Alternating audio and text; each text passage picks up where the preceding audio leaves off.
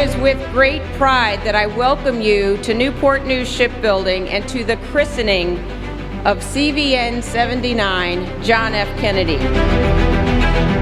And now, please welcome the sponsor of CVN 79 and daughter of President John F. Kennedy, Ambassador Caroline Kennedy. We are gathered today not to simply christen a ship. We are here to celebrate America's military might and the brawn behind it.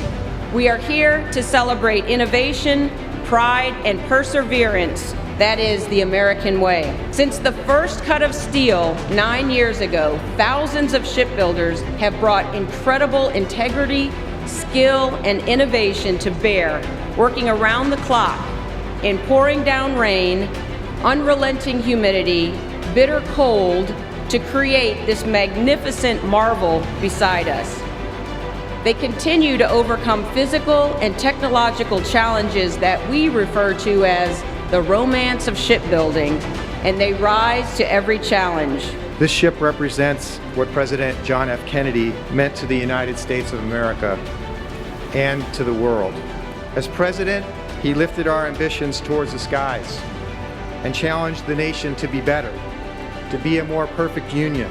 He taught us that deterrence will always cost less than war, that the purpose of our military, including this warship that bears his name, must be to ensure our nation's commitment to peace and prosperity for ourselves and for all nations of the world. As we observe a date which will live in infamy on this 78th anniversary of the attack on Pearl Harbor, this magnificent vessel we see before us today is a symbol of our nation's strength, our technical achievements, and of the critical service our men and women in uniform provide for this nation and the entire world.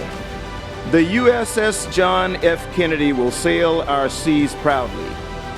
It will be christened with the name that has left its mark in the hearts of all Americans, and it represents the strength and hope for a better tomorrow that have always led our nation to be its best. It's an honor to be here with so many people who have dedicated their lives in service to our country. Sailors, shipbuilders, senators, space explorers, secretaries, and all of your families. The last time I was in Newport News, I was 9 years old, overwhelmed by the responsibility of christening CV-67s. And I never imagined that one day I would be standing here again in the same spot with my husband Ed and my own children, Rose and Tatiana, just as awestruck by the power of the U.S. Navy and the patriotism of what happens here in Newport News. And I certainly never dreamed that President Kennedy would be honored a second time by a magnificent aircraft carrier that bears his name. We look forward to, in President Kennedy's words, what together we can do for the freedom of man. We pray that God will keep the John F. Kennedy safe, and we wish for her fair winds and following seas.